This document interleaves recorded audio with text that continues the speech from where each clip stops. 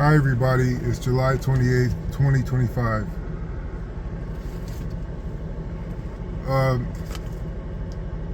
As you go along through life, things happen to us. There's no stopping it, there's no delaying it, there's no reasoning with the forces that act upon us in our lives. So we will get cuts and scrapes, we will get deep trauma to our bodies, to our minds, to our soul, to our heart, and that's unavoidable. That doesn't mean that life isn't great. That is just the nature of going through this life, is that you can't skate by getting untouched for too long. It's just the way that we grow and the way that we process this reality we live in. And one thing that is close to my experience is when your trust is bruised. Now, as a child and adolescent, I was pretty trusting. I didn't have much reason to be afraid to have faith in people and to give them some kind of influence over me, or give them some kind of or be dependent on them for some sorts of things. That didn't scare me. I didn't have any problems with that growing up. So that was probably part of what made my childhood so beautiful and so wonderful. But as I got older, I learned quickly that there seemed to be no guarantees for the way that people act towards you, the way that you process painful situations. There seemed to be no guarantees for an adult life when I embarked upon journeying out on my own. So evidently, kind of obviously, my trust got bruised, and it didn't become a problem until I had people that depended on me, or that people that were interested in me, people that wanted to experience a relationship with me, because I didn't give them my trust easily or at all. I didn't communicate with them effectively and willingly. I was quiet. I was avoidant. I just didn't want to deal with strangers and even family members at some point, because my trust was so bruised that I didn't feel like it was worth it to experience any more suffering just because people wanted to talk to me, or people wanted to learn about me or get to know me. And a lot of people now on the internet will say, if you have trauma, there's no excuse for being silent and not talking to people and dumping your trauma on them.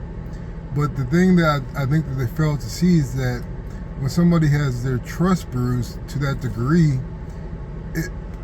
talking, communicating, being personable and sociable isn't as important to them as it is to that person that wants to have that communication. At that point, certain things that are deeper are more important than conversation and socializing. And this is the rub, The person that has their trust bruised is ditched by people because people don't have the patience to wait for them to feel the need to make a new friend or have a relationship with them. And it's a lonely life sometimes when you can't trust people, and you can't trust the future that you are heading to at an incredible rate. And the healing that comes from bruised trust is just patience. It's literally just patience. If you can't trust people and you can't put yourself in situations where you have to socialize, just be patient and observe. And what you will see is that the life of a sociable person or the sociable person that you want to become isn't that heavy. It isn't that serious. Conversations that are meant to come naturally. Relationships are meant to come naturally.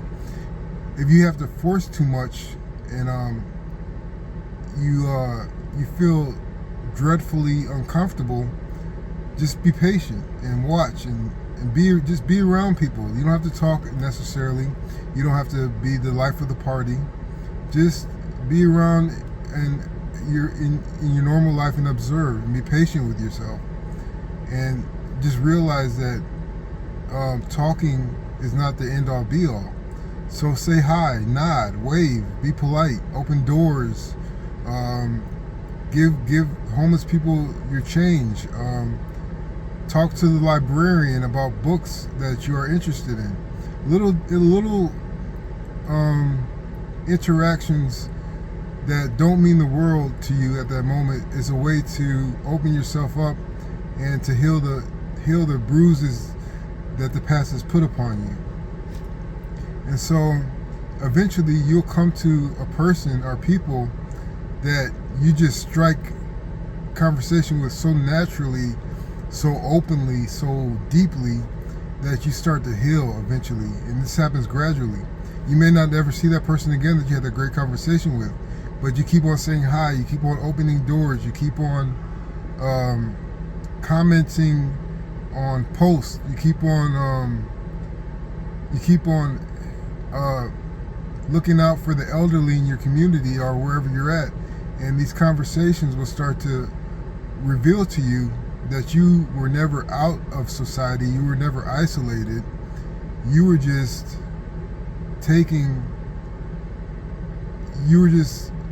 indulging in the gravity of loneliness and the gravity of betrayal. And once you find that strangers could be the most beautiful people, you find that the people that you were keeping yourself from because they hurt you, they also could be beautiful people too. They also could be sorry for what they did to you. They just never had the strength to say it. And I'm not saying you should go back to abusive or neglectful or, toxic relationships, but sometimes people change because of what they did to you, and they're too afraid to come back to you and open that wound again. So looking back is not necessarily bad, or it's not necessarily good. It's just it's an avenue that you should keep in mind sometimes, if that works. So getting over a bruised trust could take a while, and that's okay. Your life isn't going anywhere. You're not losing too much by being alone. If you've been alone for a while, being alone could be the most peaceful thing sometimes, but it's not healthy to be alone because you are scared of what is out in the world. So healing just takes patience and taking step by step. I hope this helps. Thanks.